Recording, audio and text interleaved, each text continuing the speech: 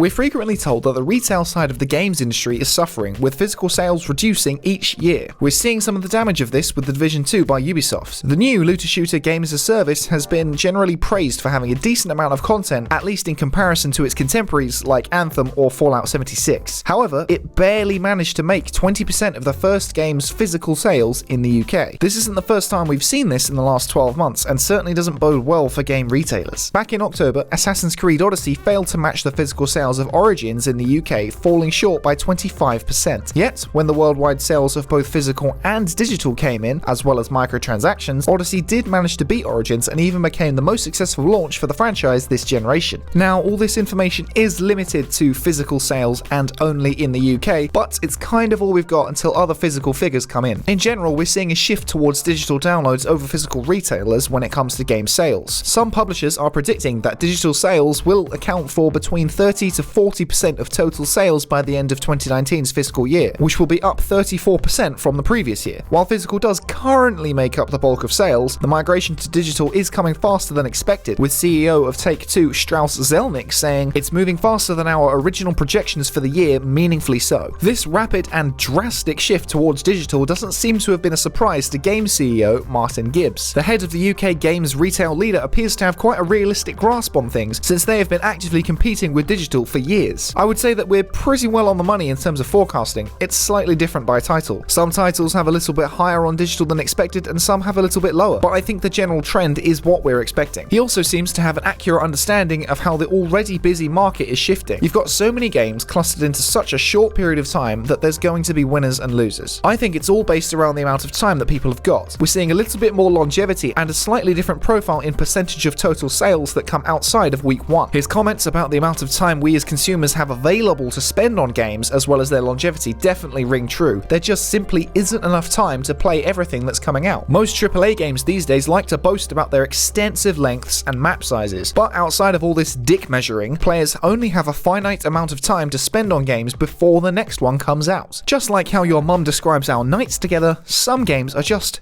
too big. This all means that players are spending more time in one game and therefore not buying another. After all, 3 £40 games that are all 20 hours long cost way more than one £40 game that is 60 hours long. This issue with game length helps explain the division's weaker sales. Some players just don't have the time to commit to that type of game, especially when there are so many others that offer similar things. Game CEO may be aware of the challenges that the company is facing, but that doesn't mean that these are easy to overcome. Retail is pretty tough right now. They did announce a loss in profits in July 2018, but this was massively reduced due to the company making massive savings of £11.4 million through rent negotiations and head office restructuring. They are managing to stay relevant and afloat through their Belong Gaming Arenas venture. These are venues around the UK where patrons can pay an hourly fee to access various games on various platforms, including PCs, as well as hosting esports events. Despite this being at the forefront of their strategy moving forward, they're still not profitable yet. Chief Financial Officer Ray Kavanagh seems confident though, projecting a slower financial year in 2019 but a much stronger 2020. We anticipate that it will break even this year. We won't have huge increases in central costs that we roll forward, and as we add scale and profitable locations, then we will make a significant move to profit over the course of the next year. Gibbs doesn't seem too fazed by the new Google Stadia platform and the potential threat it poses to the wider games industry. I think it will take some time to take hold. There are so many unanswered questions, it's difficult to understand what the size of this would be. We are on the side of excitement that there's so much more development money being pumped into games. While the board of directors at Game described themselves as cautiously optimistic, the board over at GameStop in the US couldn't be much more different. Some investors in the company are demanding that they need to replace their stale board. Again, not unlike your mother, the company has tried selling itself multiple times but has been unable to find a buyer. The disgruntled shareholders have called this a failure and accused the company of not doing enough. An analyst at Benchmark, Mike Hickney, said back in 2018, GameStop has become irrelevant in the video game market. It is in dire need of new leadership before prior/current board members/executives run the company to ruin. The company has been struggling for years, shutting over 150 stores back in March 2017 and has been through a slew of CEOs in the past few years. On the 22nd of March, they appointed their latest CEO, George Sherman, and he will come into effect in a few weeks' time on the 15th of April. He has experience in other retail stores, such as executive roles with Best Buy, Target, and Home Depot, but this doesn't necessarily translate to the very volatile games industry. Shortly before this announcement, GameSpot's stock stock hit the lowest it's been in 14 years. A Bloomberg report suggests that this was due to the announcement of Google Stadia. They feature this graph showing a sharp drop in late January after a rise in December, likely due to the company abandoning the plan to sell itself. In relation to Google, we start to see another downward trajectory one day after the Stadia announcement. The company all round is just having a real hard time of it, announcing a $488.6 million loss despite strong sales at the end of third quarter back in November. The only way GameStop are staying afloat is through the sale of merch. Their sales of video game collectibles, t-shirts, and accessories have increased 16% year on year. Seemingly following Game's example, the company has recently announced a new partnership with 3 esports organizations in Texas. Both Game and GameStop, as well as all game retailers, may suffer another hit sooner rather than later. Sony has officially announced that it will stop the sale of digital download game codes in these stores. We can confirm that as of the 1st of April 2019, Sony Interactive will no longer offer full games through Sony Interactive Entertainment's global digital at retail program. This decision was made in order to continue to align key businesses globally. To support full games and premium editions, Sony Interactive Entertainment will introduce increased denominations at select retailers. DLC, add-ons, virtual currency, and season passes will still be available. Whether you support Sony's decision or not, the brick-and-mortar storefronts will likely feel a bit of a burn with this one. Even if the stores are suffering and there are plenty of challenges ahead, physical is by no means dead yet.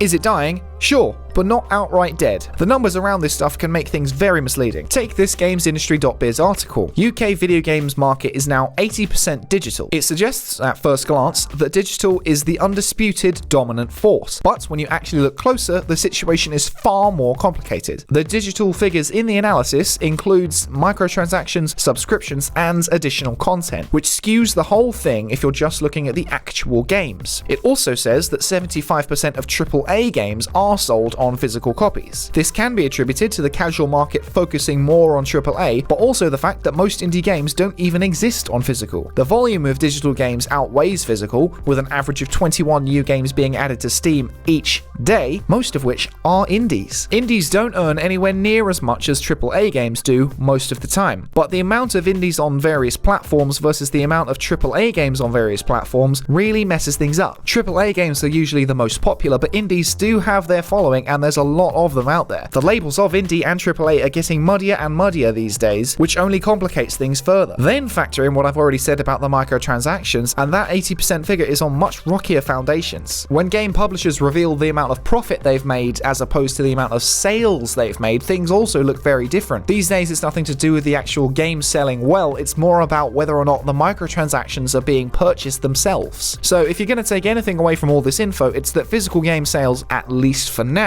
are still very relevant, especially in the AAA space. Christopher Dring of gamesindustry.biz sums up the state of games retail very well. Transitioning from a primarily software-based business to a hardware, merchandise, and events-based business is going to take time and pain. Yet, with the amount of money on the table, it's in the interest of the games business, particularly those at the top, to ensure these specialist stores have the room to make this transition. Games retail had a horrible 2018, and 2019 may be harder still, but physical games retail is not dead, not even nearly. This whole thing was pretty word and number heavy, so thanks for sticking with us all the way to the end. If you like the content we're making and want to help us make it, hop on over to patreon.com/prettygoodgaming. You'll get early access to our podcast as well as a bunch of other stuff, and it really genuinely does help us out a whole bunch. I've been Henry, this has been Pretty Good Gaming. We'll catch you next time. Bye for now.